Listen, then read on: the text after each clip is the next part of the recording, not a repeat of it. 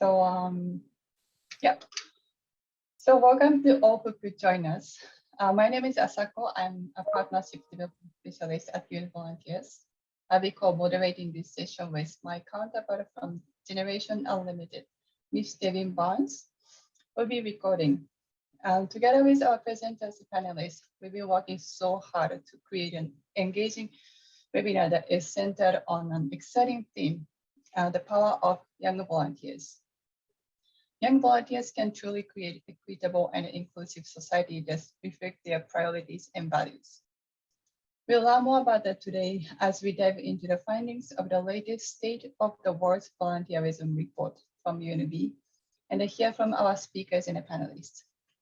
Before that, we'd like to invite the UNV Chief of New York Office, Ms. Noel Doyorich, and Generation Unlimited Senior Advisor of Programs, Ms. Asako, to open up our session with a few remarks.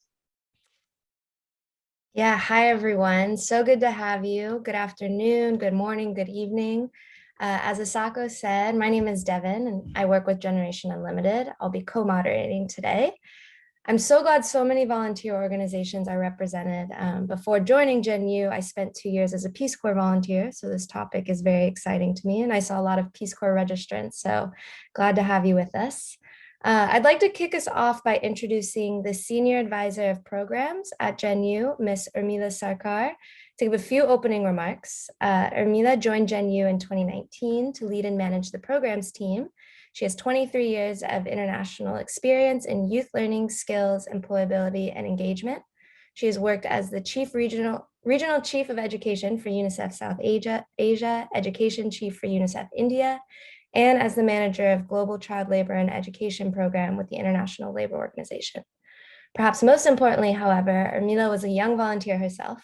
Urmila, over to you. Thank you for joining us today. Sure, thanks so much, Devin, and really excited to be here with all of you. And as Devin mentioned, it's a topic very close to my heart, and so glad to be doing this in close collaboration with UN Volunteers and all of you that are here today. Just by way of opening, we know that today's 1.8 billion young people aged 10 to 24 represent the largest generation of young women and men in history, and they are going to drive our world's future economic growth and social development. And I believe, and I think we all agree, that we need to harness this energy, this creativity of young people and provide them with the opportunities to realize their full potential if we have any hope to achieve a brighter future. From my experience, I've seen firsthand how if we are able to empower young people, and if youth are given the chance to develop their skills to get a decent job, start their business, or contribute to their communities, which we'll hear about today, that their potential is truly unlimited. Just a bit about Gen U. It's launched in 2018. We have expanded our reach to over 60 countries now and have reached over 200 million young people with opportunities for skilling, employability, entrepreneurship, and civic engagement, the topic for today. And I'm happy to hear that we're also going to hear from the Global Volunteers Initiative, where young volunteers are being deployed across a range of issues, spanning from education and violence to stunting and clean air. And we're going to hear lots of experiences from them and from UNV and so on.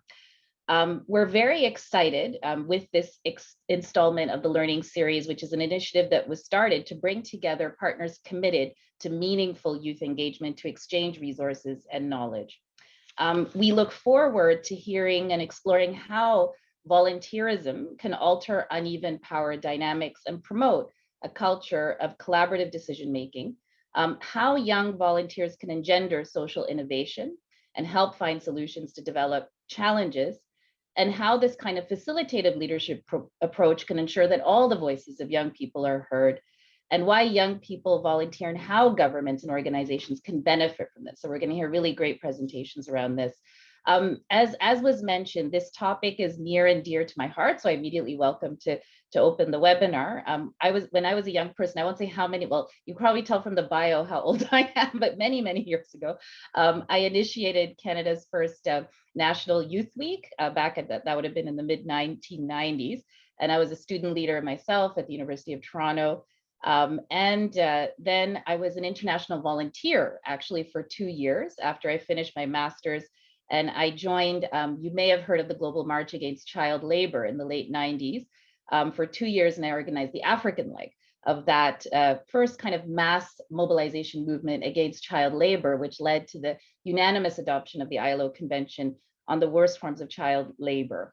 And all of those experiences, and particularly the experience I had in Africa and Asia, also told me how important it is to ensure that the voices of the most marginalized are heard and well represented.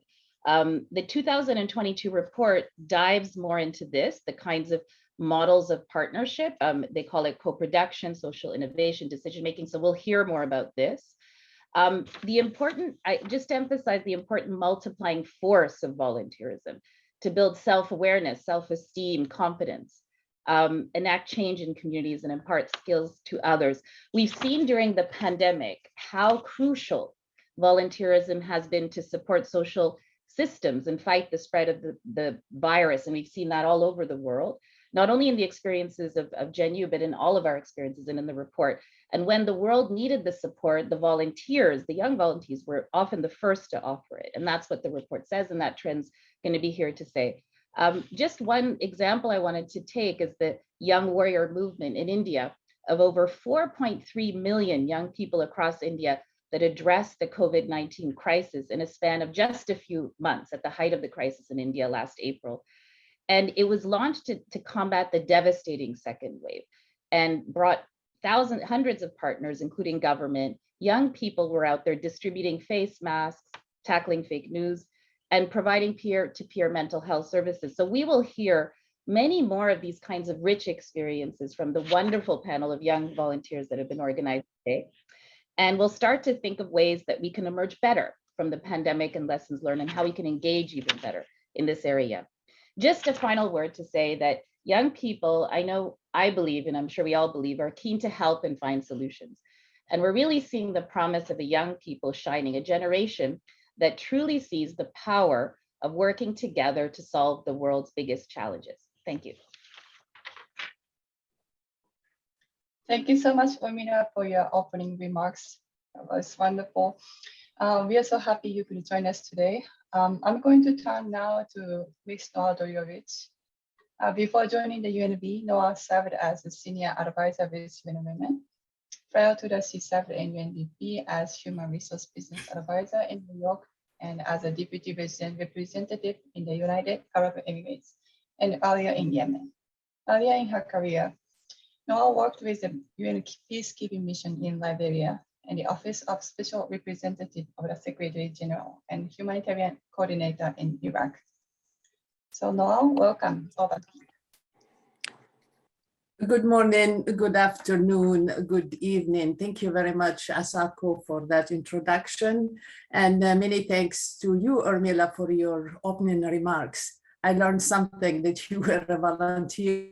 And once a volunteer, always a volunteer. Let me wish all attendees a very warm welcome to this GNU UNV Global Webinar on the 2022 State of the World Volunteerism Report, which is entitled Building Equal and Inclusive Societies. The United Nations Volunteers Program is very pleased to be collaborating on the organization of this event with Generation Unlimited. Today's event is an opportunity to go deeper into the findings of the 2022 State of the World Volunteerism Report that UNV publishes every 3 years, and also to discuss meaningful youth volunteering, engagement, and contribution to the SDGs. According to the UNV Knowledge Portal on Volunteers, which is a global knowledge platform that contains global, regional, and national data and evidence on volunteerism, according to this, to our portal, 1 billion people around the world volunteer each day. Of those, every third young person volunteers, which translates to 600 million young people worldwide who volunteer both informally and formally. These volunteers are a valuable resource for enhancing the reach, inclusion, and impact of development efforts. Colleagues, evidence has shown that volunteerism also provides opportunities for the most marginalized to have their voices heard and efforts recognized.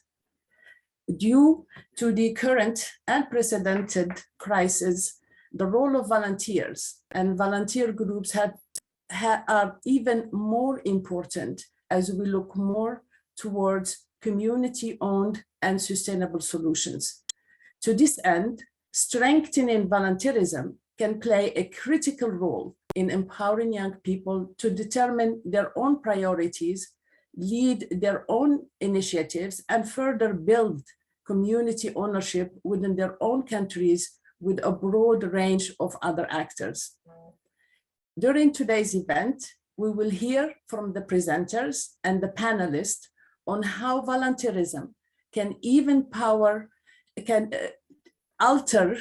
alter and even power dynamics and promote a culture of collaboration, and how young volunteers can engender social innovation and help find solutions to development challenges. My sincere thanks go to all the presenters and panelists speaking at today's event, the GNU and UNV colleagues, and to the UN Youth and GNU volunteers. I thank you for all of you for attending today, for participating, and I hope you will enjoy today's webinar. Thank you. Thank you so much, Noah, for your wonderful opening remarks. It's wonderful that you could join us for the exciting presentation and the discussions on the implications for young volunteers. So speaking of, we have some very exciting speakers and panelists with us today who we'd like to introduce. But before that, we have some housekeeping notes. So the agenda for today's session is displayed on the screen. So we'll be going over the findings of the 2022 State of the World's Volunteerism Report, and then jumping into a brief presentation from the Global Volunteers Initiative about how young volunteers can be meaningfully engaged to build more equitable and inclusive societies. And next, a panel discussion, which will include a space for audience Q&A.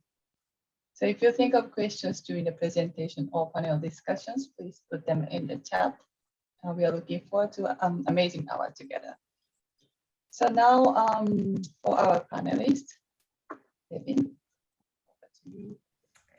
Okay, a few more introductions. So we have an exciting group of panelists. First, I'd like to introduce Kenneth Chamba, who is presenting on behalf of the Global Volunteers Initiative, and he'll also be sitting on our panel, so doing double duty.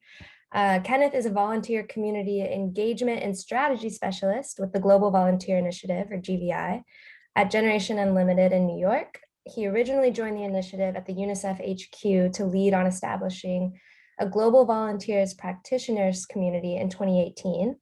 He comes from a community organizing background keen on leadership development, specifically for young people, to organize and activate around issues they care about in communities. For over a decade now, he has led facilitative processes to design youth volunteer engagement strategies for multiple campaigns and initiatives all around the world. He joins us today from Kenya, so welcome, Kenneth. And next, please welcome Ms. Kusai Zinabash, a community awareness volunteer with UNV based in Harare, Zimbabwe. She has worked with youth from various backgrounds, but mainly those from deprived communities. She is the founder of Kumi Projects, a women and a youth empowerment organization. Kusai worked as a youth volunteer with UNDP and Oxfam for the COVID-19 Resilience Food Supply Chain Management System projects, creating safer markets and disseminating COVID-19 messages among market players. During the COVID-19 pandemic, she worked with young volunteers in Mabare, Glenview, and Uliriro, high-density areas of Zimbabwe. She won the International Volunteer Award Zimbabwe 2021, and she's the country director for Women in Africa Zimbabwe chapter. Welcome, Kusai. Hi, everyone. Thank you, Asako. Thank you for joining us. I also wins the award for best outfit with her UN volunteers. Thanks, Deb. Yeah. Okay, so next, please welcome Wevin Muganda, a member of Generation Unlimited's Young People's Action Team. Wevin is a human rights activist from Mombasa, Kenya. She is currently the Cora Weiss Peace Building Fellow at the Global Network of Women Peace Builders. In 2020, she co-initiated Mutual Aid Kenya, a COVID-19 volunteer response initiative providing essential supplies and enhancing political participation amongst communities in informal settlements of Mombasa and Nairobi.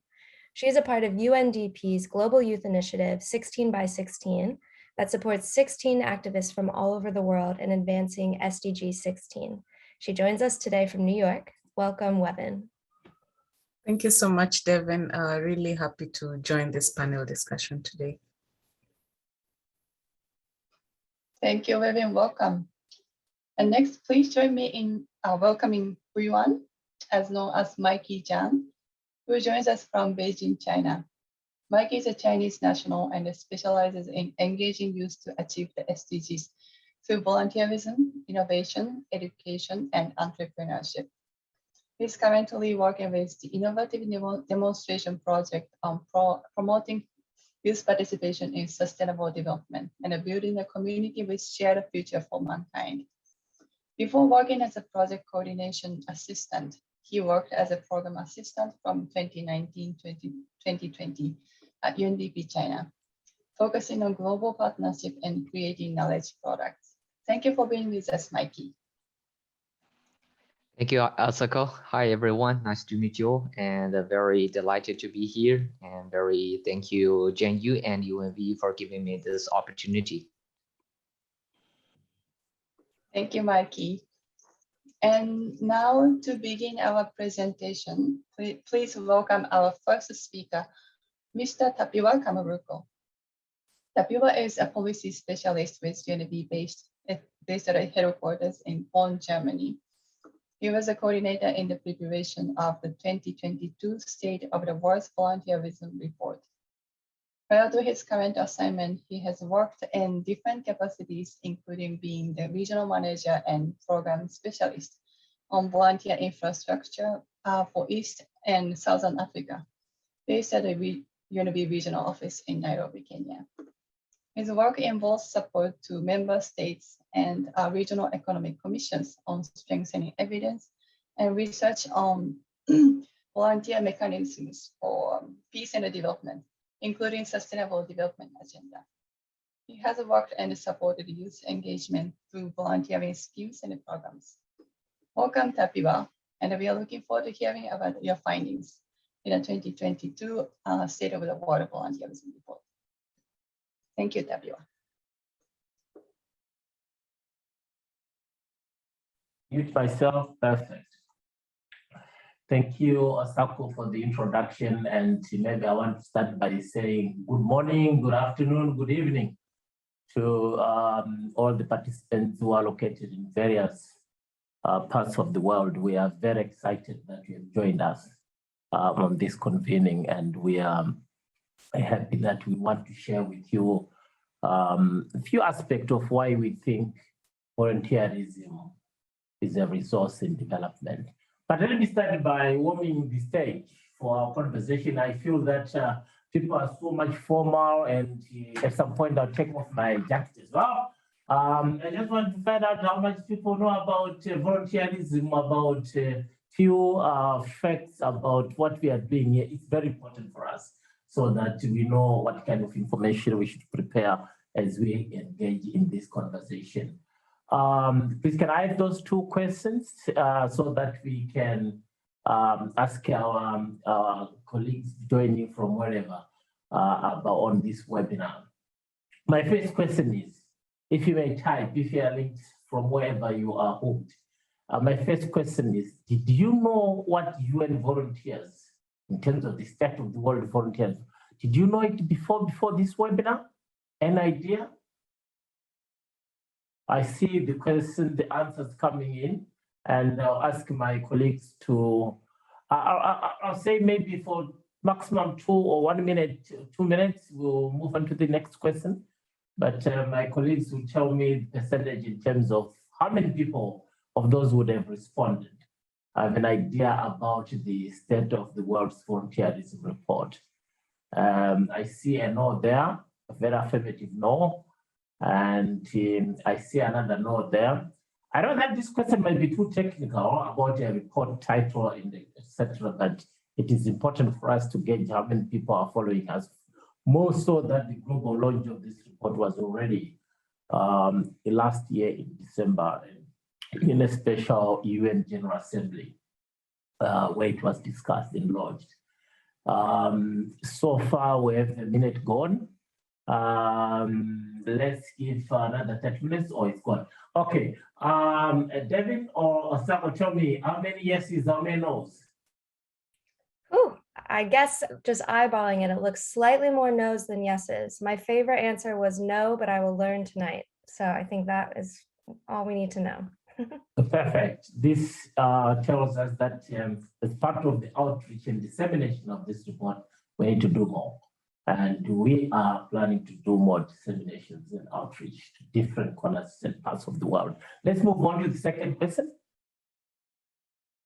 The second question is trying to find out how much you know about volunteering within your communities.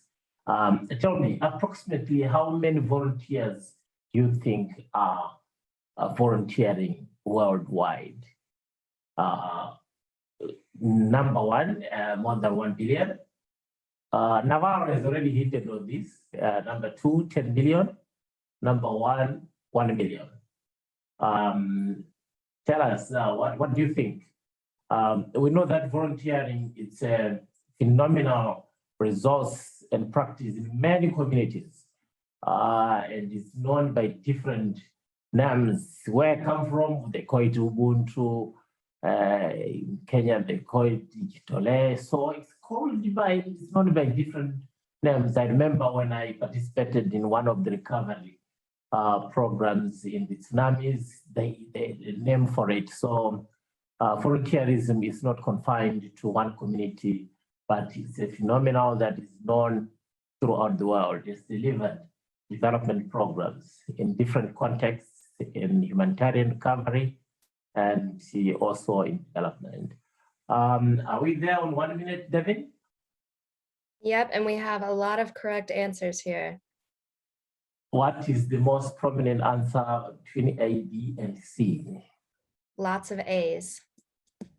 Oh, kudos. Yeah, there are more than 1 billion volunteers worldwide. So more or less, I think there is a feeling, there's a sense of knowledge among the participants in terms of how many people are volunteering on a daily, on a monthly, and on an annual basis. Look, it's my pleasure to provide, I don't know whether I should call it a flavor of the State of the World Volunteerism Report 2022, Building Equal and Inclusive Societies, which is the report that UNV produces every 3. Next slide, please. That we produce every 3 years. I wanted to start with these questions because this slide is responding to the first question, that the State of the World's Volunteerism Report is the flagship UN report publication published every 3 years in a series. And basically the idea is to inform and advocate for the role of volunteerism for peace and development efforts. And this 2022 report is the 4th in a series. And it presents new evidence on the role of volunteerism in solving global and local development challenges, including Agenda 2030 on sustainable development. And let me tell you also and confirm that report is not a desk review. It's not a literature review. This report is based on research conducted in many countries, but particularly in the Global South. We did research in Latin America, we did research in Africa, West, East, and North. We did research in Asia and Pacific. We did case studies in many parts of the world in order to get a feel on the trends of volunteering globally. Next slide, please. And if I was going to present the entire report, almost 200 pages, I'll need a seminar. I'll need the entire webinar. But these are some of the questions that we use in our research to gauge the understanding of what is volunteerism and what are the key issues trending in terms of volunteerism, and how do policies enable volunteering to contribute to building equal and inclusive societies. Next, please. And one thing that you will notice, I'm going to share with you a link for the full report. One thing that came out clearly in this report as part of the findings, which was a confirmation as well as a new thing, is that within the context of the 21st century social contract, there are models that are coming out on volunteer state partnerships that are very important, and they are good and effective mechanisms for expanding volunteers' roles in achieving the SDGs.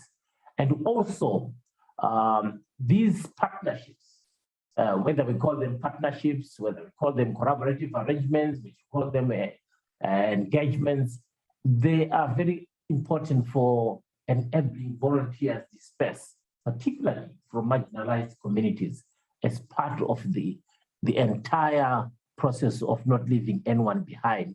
And they are also laying the foundation for the so-called 21st century social contract, which is founded on inclusion, which is founded on equal and more responsive solutions to local needs and also local development outcomes. The concept of the 21st century social contract is interesting. It looks about the whole of society. It looks about who is where. And this is why we've been talking about leaving no one behind. And the social contract, 21st century social contract, I think it's a very important thing. It tries to address 21st century development challenges. We know them. And also the issues related to the climate change emergencies, increasing inequalities, and so forth. Somebody's reminding me of time, please, let's move. There are a number of issues that came out from the research. Let's move again. These are some of the process we went through, the size of the research, the qualitative. But I wanted to slightly go over this slide that globally an estimated number of 862 million people aged between 15 and above perform one form of volunteering activity every year. This is a lot in terms of manpower, in terms of labor. And if you were to convert this into monetary terms, we're talking about billions of dollars that are delivered through solidarity, through free will. And also we noted from the research that there are gender disparities in volunteering between men and women that exist, and also that there are still diverse ways in which volunteering can offer pathways to participation. 6.5% of working age persons globally are engaged in formal volunteering through organizations and associations. And I wanted also to mention that when we are talking about volunteering, there is informal volunteering, then there is formal volunteering. As we see today, 30% of volunteering is informal, is formal, and 70% is informal. And this is very important for us to note. Let's move on, please. And informal volunteering is happening between people. We did a study focusing on volunteering during the pandemic in 8 countries, and those are the countries, and we got very interesting and telling results about, for example, gender disparities between men and women, and between communities, between countries, between regions, and intra-country. Let's move on. Let's move on again. I'm reminded my time is almost over. I wanted to touch on the models that we confirmed through the research that we think, if they are pursued, if they are installed, if they are deliberately taken on board, it can change the character of volunteering. The first one is the volunteer state partnership in decision making, which we are calling in the report deliberative governance, where we are saying volunteer partners with the state authorities in decision making. It will make a difference in coming up with what is important for development, for who and why, and especially for the most vulnerable in society. Those are the areas where we did the case studies: Nepal, Ecuador, DRC, Tunisia, and other places where we spoke with various marginalized groups to find what they feel. This is one of the state volunteer partnership model that is in the report, and you'll be able to go through this at your own pace. I'll give you the link to the full report. Next, please. The other model that was confirmed through this research is the volunteer state partnership in co-production of services, including delivery, where we are saying when volunteers are given space, they can assist in the co-production and delivery of services because they have a better understanding of the issues on the ground. And especially when we are talking about the 70% of volunteers who are spontaneous to the need, who are based mostly at the community level. We did case studies in Lebanon, China, Senegal, and the two places. And we interacted with migration, with people with disabilities, and people out of employment, and also on various thematic areas such as reproductive health and gender. Let's move on to the last model, which is volunteer state partnership in social innovation. Volunteer partners, when the volunteers partner with state authorities, they can develop new solutions, especially at the local level, to address development challenges. This is important because they understand better what is important to them. I think we all know about the bottom up in terms of conceptualizing of development, and that it is confirmed that when we work with volunteers, particularly at the community level, they are able to pinpoint. And what they need here is not a bridge, it's not a school, but it's a kindergarten. What they need here is a well for clean water, not a highway for some people. So this is very important that volunteers can bring in social innovation when they're involved and they partner with the state. Let's move on, please. There are some recommendations that came out and some findings, but some of them you'll find in the report, but it's important to highlight them quickly that volunteers can build bridges by brokering relationships between communities and state authorities and other development stakeholders. This is important. And that volunteerism enables people to shape their own development. They can say, what we want here is not a highway for 4x4 vehicles. What they need is a well for water. What they need is school for their children. And that volunteerism offers diverse paths to civic participation. And this is important. And that by partnering with government, volunteers can ensure more development outcomes to communities' needs. And this is helpful in building a culture of participatory governance. Next, please. There are a number of recommendations, but this is the flavor of the recommendations that we expect. One element that I need to highlight is that the recommendations here are targeted at policymakers, including those organizations that are working in this constituency of volunteering.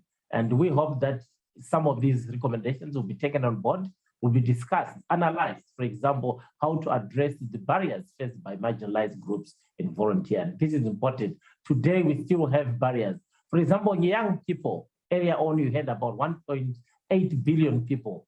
They face a number of challenges to be involved in volunteering, where they can participate, where they can have a voice, where they can have their interests integrated in development planning and implementation. And then the other recommendation is that we need to address gender-related volunteering disparities and inequalities that still persist to this day. And that volunteers can leverage. Volunteers are people with skills, with knowledge and experience for development. When we talk about volunteers, sometimes people think we are talking about people who have no skills. We have volunteer doctors, neurosurgeons. We have people with so much experience in development work. And we are saying we can leverage the volunteers' experience and knowledge in development. The other point is here that Let's need to recognize, for example, informal volunteers' work and their contributions, more so that they constitute the bigger part of volunteering work, 70%. So we need to recognize. Then the last point I would like to make is that we need to invest in data. We need to look at how we can use resources and how we can move on to measurement in terms of volunteering. This is very important. For many years, we have been using anecdotal information. Volunteering is good for this, volunteering is good for that. Now we want to move into research. We want to measure the power of volunteering, the contribution of volunteering to the GDP, for example. This is work that, for example, I'm working on right now as head of and team leader for the evidence team in Bonn. The last slide, please.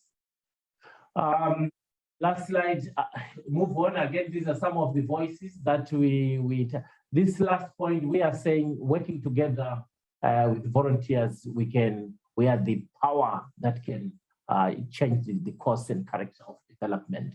And please take note of that link where you can get the full report, as well as other resources that are accessible in terms of the SWVR 2022. I'm sorry I took more minutes, but this is the essence of the board. Another day was mine to go over the report from back to back. So thank you very much indeed. I'm available to respond to questions that may arise during the course of the discussion. I appreciate it. Thank you.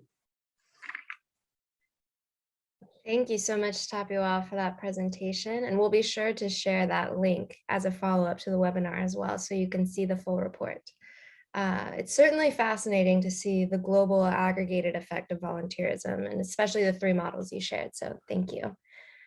So we're going to shift now to a short presentation from Kenneth, who will be talking a little bit more about how GVI engages young volunteers in meaningful collaborative ways and how governments and civil society organizations can do the same. So now we will move over to Kenneth. Thanks so much, Devin, and hello to everyone who's listening. Yeah, perhaps we'll just start on the next slide. Thank you. Yeah, so here representing the Global Volunteer Initiative, which is an initiative of Generation Unlimited and UNICEF. The initiative primarily focuses on mobilizing young people through empowering and upskilling experiences, or what other people call meaningful experiences, so they can organize collectively around issues that they care about, challenges they are facing on a day-to-day in their communities. The premise of this is the understanding that young people are emerging as a powerful way of building transferable skills, but not just leaving it there, but channeling that power as change makers. And I think we saw that at the end of Tapio's presentation, that we can work together to power social change. And I think this is something that we're seeing very evidently in our work supporting volunteer programs through GenU and UNICEF. I'll focus my quick story here on young volunteers, especially. Our numbers to date are around 12 million volunteers mobilized globally through UNICEF programs and Generation Unlimited. We know that because when we look at our data, about 96% of that are young people 24 years and under. A lot of the work that they're focusing on is focused around child rights, especially because obviously of the mandate of UNICEF. But we've seen that begin to expand in the recent past as young people are beginning to also organize a bit more autonomously. But we've seen a lot of our work around nutrition campaigns, child protection, education, and I'll give you a few examples at the end of my presentation. Next slide, please. So we ask ourselves, why do young people volunteer? Why is this important? A lot of the times when we talk about volunteering, the questions that come up are really around incentives. So what are the incentives you're giving young people to work with you? But what we've seen is actually, before we ask the question, why are young people working with you, is to ask ourselves, why are young people showing up to do the things that they care about? And a first critical one is actually the fact that, we do know, and we're talking about this in many different words, that the world that young people are inheriting is not necessarily set up for them to succeed. And young people are realizing this tension. And so they're increasingly seeking change-making opportunities and focusing their energies, their resources, their connections at addressing issues that are close to them, that they care about, but also what they're seeing in their communities on a day-to-day. And we're seeing young people organizing once again around issues of climate change. These are like global issues of mental health that have been accelerated, especially with the COVID pandemic. And other issues to do with road safety as children are crossing roads to go to school, and many other initiatives I'm sure that we can talk about across the world. But we also see that young people are increasingly interested in being part of decision making. And so they want to be part of setting the vision, the ambition, the aspiration for what they want the world to become and what they're inheriting. And so we are seeing more priority setting, and where they want to be involved in their localities, in their countries. It's an opportunity for them to build real skills through these learning experiences, and they're able to pass those along also to their peers and become influencers as well. And we are seeing more institutions now that are taking it a bit more seriously to even offer credits, like even look at colleges and universities that are beginning to offer credits to some of the students who are involved in some of these volunteer activities. Next slide, please. So we know that there are a couple of things that volunteers are particularly uniquely able to do. Some of them have already been mentioned from Tapiwa's presentation and others who came earlier before me. But I wanted particularly to focus on these elements of leveraging trust in communities. We've talked about the fact that even in the cases of, the most recent pandemic or whatever we are just getting through now, COVID, volunteers were there before the pandemic, during the pandemic, and after the pandemic, right? So they do retain a lot of the community's brain trust in terms of how issues are evolving, where the support is needed, how it can be coordinated.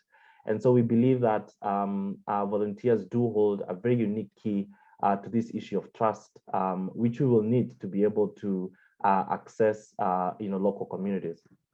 But we also see them contributing a lot to the element of resilience, which is something else that I think people are talking a lot in the development space, talking about how our communities are building their own sustainability, resilience, beyond what we've traditionally talked about as sustainability. And the people who live in the communities are best placed to be the people who are organizing around change initiatives. Next slide, please. So we also ask, well, we now understand, why volunteers want to activate, want to mobilize, want to organize. But what is innate for us as change organizations who are probably listening here today? And perhaps some of these elements are not new to us. We've been in the field for and seen this for ourselves. But we do understand that mobilizing young people to volunteer is tapping into a demographic dividend that is going to help us improve society by unleashing this generation of new leaders. We've already talked about this immense potential of over 862 million people who are volunteering at least once a month. I mean, that capacity itself is unthinkable.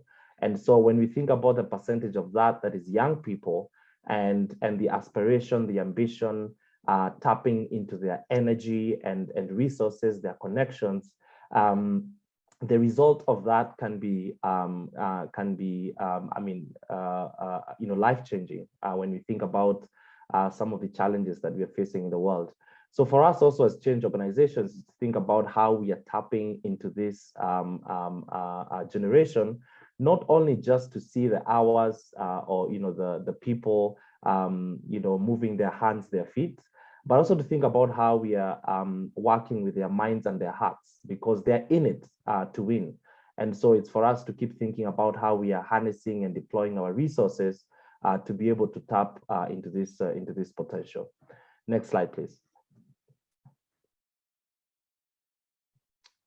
So I want to talk a little bit about our approach as the Global Volunteer Initiative, because one of the tasks I had coming to this presentation is to briefly share how we are creating the space for young people to be part of decision making.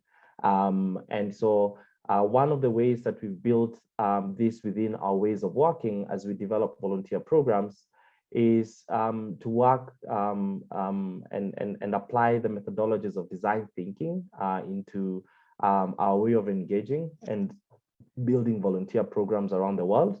What this means is that we are spending a lot of time brainstorming on new ideas, building on new ideas, but then not waiting too long before we can invest so much resource, perhaps on programs that we don't know how they'll work or not, but using small tests and prototypes to launch and see what works. Before then, we can deploy resources and time into those. And so it's this idea of very agile and user-centered approaches, which then make sure that we are working with young volunteers at the center of designing strategies. And I'll show you how that works on the next slide. Yes, no, back there. And so we talk about the process of the design sprint, that's what we call it, as a facilitative process where we're working with young people to build empathy. So that means that we really want to spend a lot of time understanding things from their own perspective and challenging our own assumptions, but then supporting decisions that define their own volunteer strategies. What this looks like in practice is that we are bringing together stakeholders in developing volunteer programs. So we've already been talking about government agencies, civil society organizations, and then the volunteer constituencies themselves into the same space, and using this process of the design sprint to make decisions collectively without putting too much pressure on young people to feel like they need to know everything that they're making the decisions about. So it's a very informed process that allows young people to be on the lead while they apply themselves on the things that they really care about, as well as understanding the value of the resources they are deploying in their volunteer activities. And finally, is just to scan through a few examples of some of the outcomes of what this process has produced over time.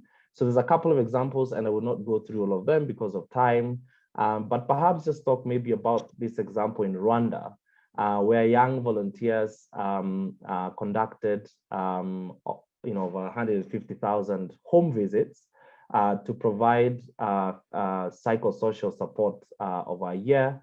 And on the same note, they were able to also re-enroll thousands of kids back to school. And so this was like a peer-to-peer modality where young people who have gone through school are going back to their communities, especially in districts with very low school turnout, and working with their peers to enroll them back to school as they support their families to keep them back to school through some of this psychosocial support. So that's just one example, and there are many others. I'm happy to share more examples on email. So I'll leave my email on the chat, and do feel free to reach out, and happy to share more. I'll stop there for now. Over to you, David. Thank you so much, Kenneth, and hello to your visitor behind you. I think that was really great, and I know that these frameworks for bringing together young volunteers and decision makers are really useful. So now to turn to an exciting portion of today's agenda, our panel discussion. So I'm welcoming all of our panelists back to the screen. I'll be asking questions to each panelist, but we'll save time at the end to go through some audience questions as well. Jazz will be monitoring the chat, so please feel free to just put your questions directly in there as they come up. But without further ado, let's go to our first question. So this question goes to Wevin. Wevin, you've spent a lot of time leading and participating in volunteers initiatives in Kenya, from Mutual Aid Kenya to other projects and organizations.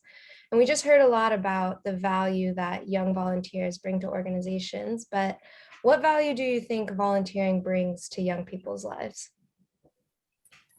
Thank you so much, Devin, and thank you to Tapio and Kenneth for that detailed presentation. Volunteerism does add value to institutions, but it also adds value to young people. And I'll share some of the lessons I have learned from volunteering over the years. First of all, is that volunteering offers an opportunity for young people to develop their leadership, build on their self-consciousness, and build character.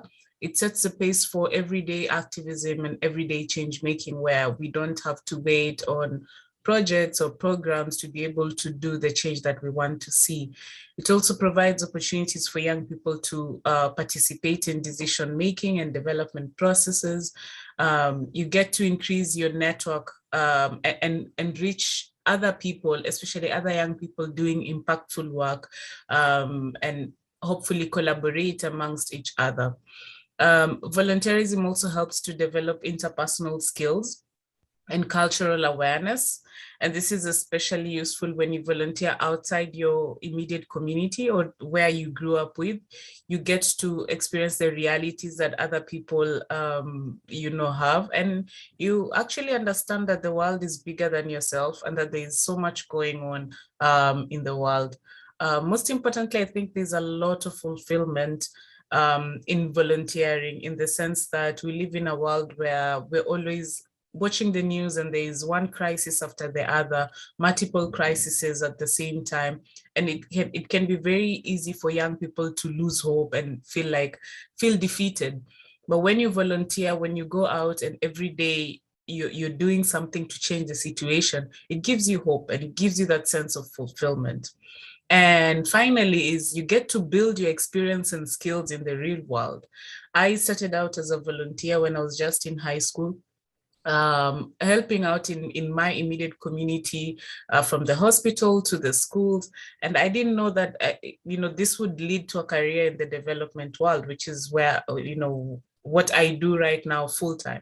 So you get to build your experience, you get to build your skills, and this prepares you for the real world, whether it's professionally, even if you're not planning to work in the same field in which you volunteered, you get transferable skills, soft skills, getting to understand how to work with people. So I think every young person needs to volunteer at least once in their lives.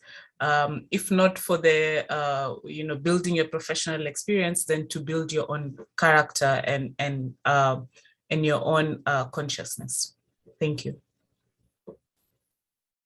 Thank you, Wevin. I love what you said about skill building and cultural awareness. I think those are two things that we don't always immediately associate with volunteering, but you're absolutely right. So thank you for sharing that. Okay, so I'm going to turn now to Mikey. Mikey, you're currently working on a project called Building a Community with a Shared Future for Mankind, and this puts a strong emphasis on engaging young volunteers. So I'm wondering, why do you think that's important, and what can other organizations learn from similar projects? So thank you for your question. Hi everyone.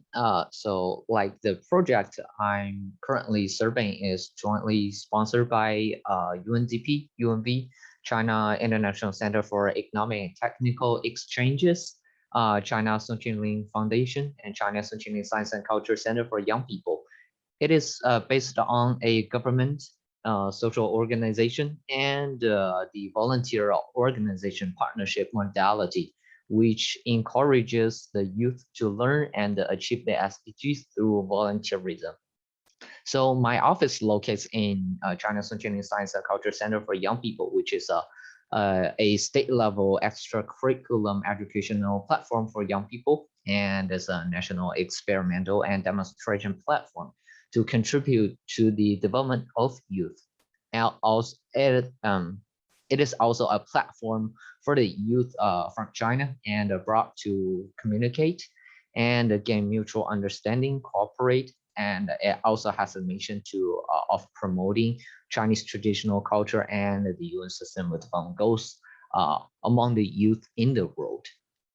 So like from my side, I believe the value of engaging young volunteers under this project comes from volunteerism. It is a simple method for young people to interact with their communities and to support specific projects, also help people who are in need. So volunteering is a self-imposed motivation for youth to lay a concrete foundation for their life. So like for China, for government, or for the social groups, we've already noticed that. And we want to use this project to promote volunteerism to contribute to the SDGs. For me personally, I can learn a lot of things from the younger generations. So in my opinion, the most valuable asset I've learned from engaging young people is some innovative thoughts. There was an activity I supported called Sustainable Development Youth in Action, Little Water Officer series activities. So like during the activity, young volunteers were formed into groups to develop models which enable themselves to promote the idea of river, lake, water protection. A group of people, a group of young volunteers, they developed a Java game, computer science Java game, and they try to interpret the importance of saving water resources. I think it is really awesome. And this is exactly the great potential of younger generations, which is also what I learned. Hence, if possible, I strongly in favor of encouraging more young volunteers to make sure the social groups to engage more young volunteers to be more specific, because the youth represents the future of the world, and they're gonna to bring us a better world or brighter world. It is the time for us to start learn from them and start it from now. So that's my opinion. Thank you. Thank you, Mikey. I love how you ended that. Youth do represent the future of the world. It's a great way to end. Okay, so Kudzai, I'm going to go to you next. So I have a question that kind of follows up on some of the information we heard in both of the presentations. So I'm going to start. You volunteered in high density areas of Zimbabwe. What barriers do young people in Zimbabwe face to volunteering, and how can communities, organizations, and even governments work to remove those barriers? Okay, thank you, Dev, and hello, everyone. Back to the question on the barriers that young people, specifically Zimbabwe, that they face to volunteering, and I'll then answer the part B on how organizations and government can remove those barriers. So the first notable barrier that I can say is there've been lack of volunteering opportunities for young people. If it was not for some of the opportunities that then came in the COVID-19, where the majority of the youths were now needed, before that, the opportunities for most young people were very limited. It's like those jobs that require volunteering are not there in Zimbabwe. I can say they're not there, but they are limited. So that's like one of the most notable. We are lacking the volunteer opportunity. Even when the COVID-19 scaled down, when the figures dropped down, most young people that were engaged during COVID-19, they actually lost the volunteer opportunities. A lot of volunteers were with the United Nations. They lost those opportunities, and now it's back to zero. Like for our project, the Safer Markets, we had actually, there's 20 youths from the deprived community of Mbari. But as the project ended and they said we're no longer taking volunteers, almost 20 people who were cash for work, because we're giving them some incentives whereby they would decontaminate the markets and everything. But once the project was over, it was back to zero. So those young people who were now earning something, they had to go back to the streets. And just imagine how difficult things are, especially during the COVID-19 and people trying to recover, especially the youths in Harare, in Zimbabwe. So that's one of the most notable point that I can say, that we are lacking opportunities of volunteering.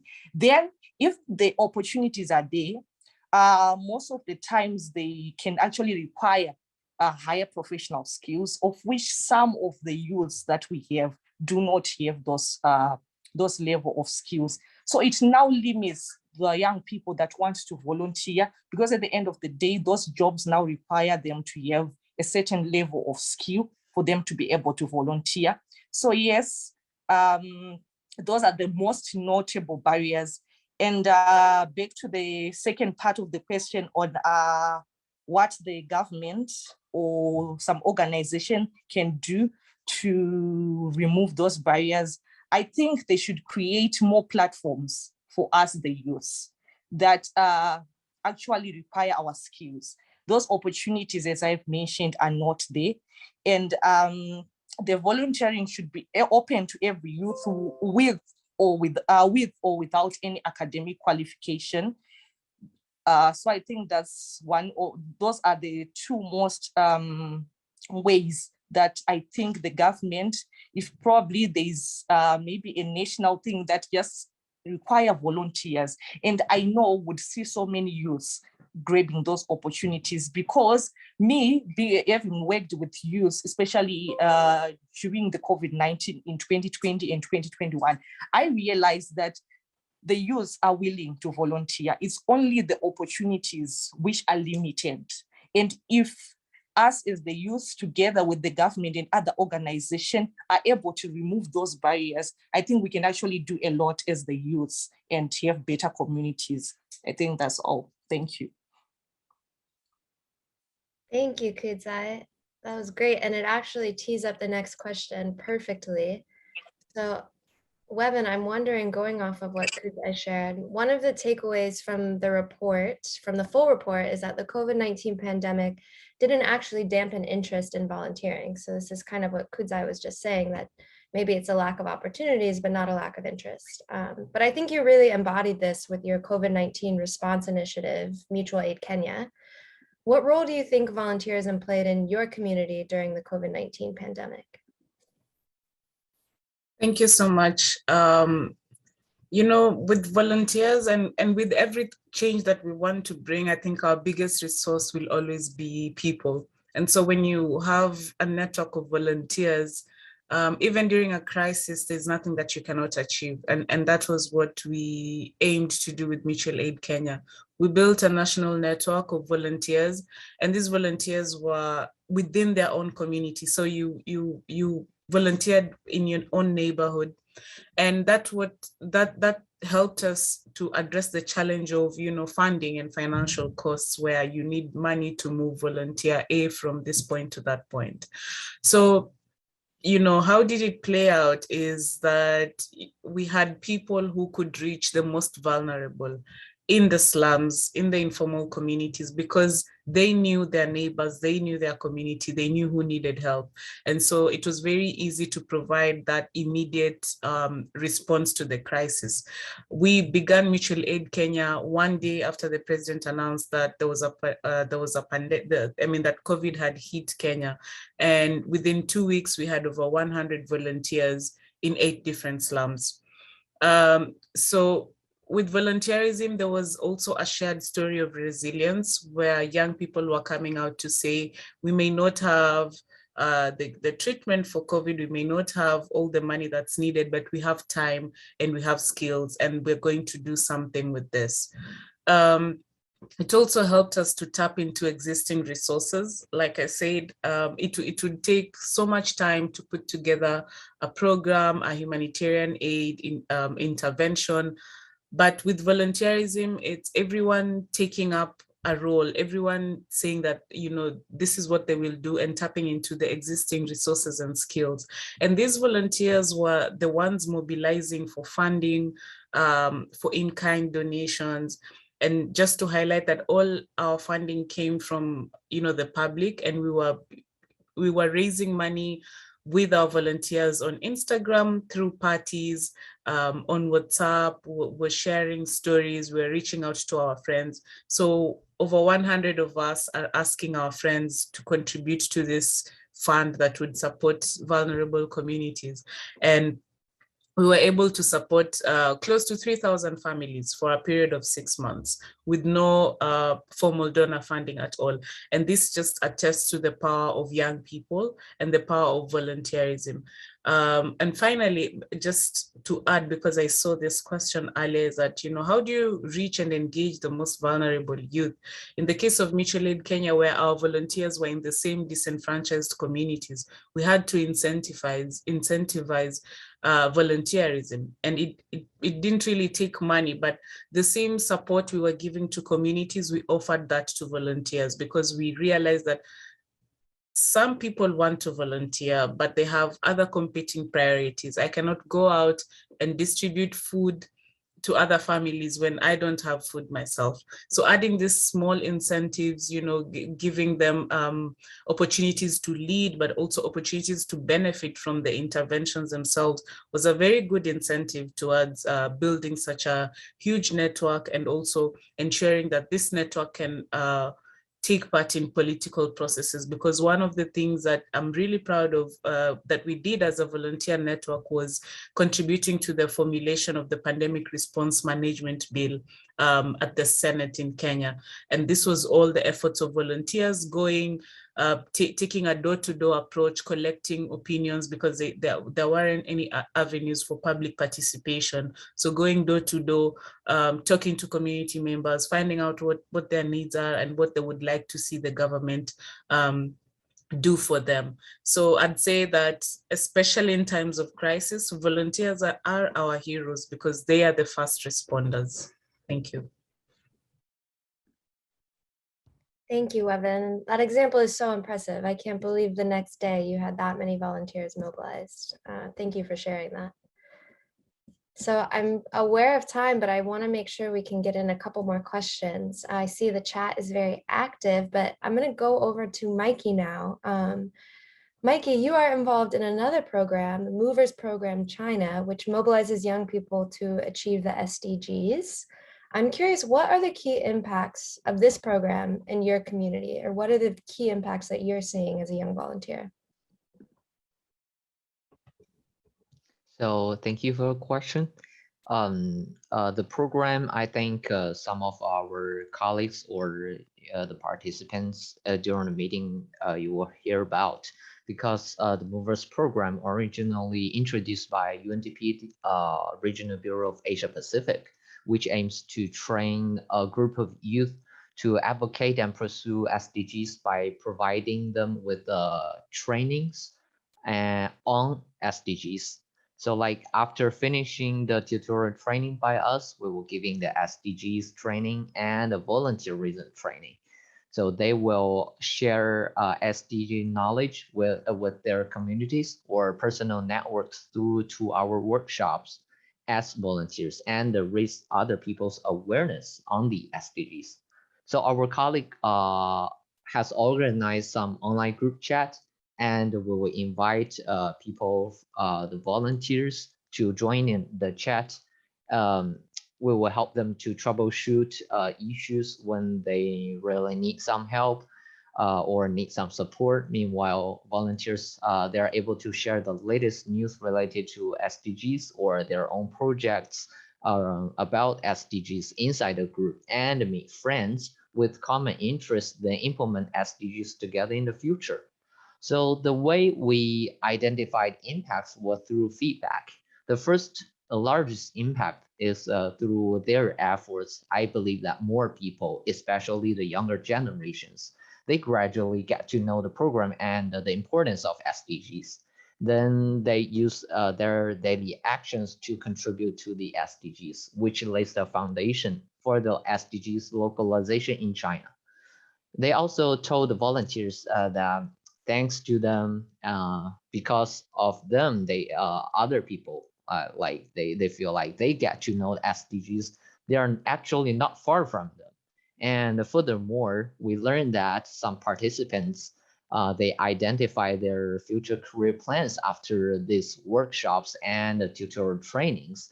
They want to join multilateral organizations such as the United Nations, and others they want to join the charity foundations to contribute to the SDGs with their own efforts. Besides that, some of our volunteers they found some inspiration thoughts through the trainings, and they extracted some elements from them and incorporate the concept of the sustainability into their innovative projects or innovative companies. I believe that these are some significant impacts generated from our movers program in China. So both from the volunteer side and from the participant side. So I believe that with more efforts, with a more vulnerable group will be reached out by us and by those volunteers, a larger impact is gonna to be generated by this group of volunteers. So thank you. Thank you so much, Mikey. And that's so interesting. Thank you for sharing. I see we only have 1 minute left, and I wish we could stay on all day and continue to ask questions to our panelists. This has been amazing, and all of your insights are so well taken and just highlight the key findings and recommendations from both Tapiwa and Kenneth's presentation so well. So I see the chat is active. Some of you have been sharing contact information if you want to talk more. Of course, you can always find information on our website, generationunlimited.org, as well as on the link that Tapiwa shared to the report. But I am going to pass it over to Asako and Tapiwa to wrap up. Thank you so much to our panelists. And yeah, Asako, take it away. Thank you so much, Devin. Thank you so much, everyone, for joining today's webinar. Especially, I really admire our panelists' efforts and dedications to engaging with young volunteers to make a difference. And then now their stories made me realize that volunteerism is more important than ever. So yeah, I'd like to thank everyone for taking the time out of their day to learn about youth volunteerism and how young volunteers build equitable societies. And then many thanks to our guests, Noel, Urmila, as well as our speakers and panelists. Kenneth, Webin, Mikey, and Kusai, thank you so much for joining us. More information about the state of the world's volunteerism report can be found at swvr2022.unv.org. So please check it out. And UNV, GVI, and the GenU socials. So we really appreciate your attendance and wish you a wonderful rest of your day. So Tapiwa, do you have any final comments?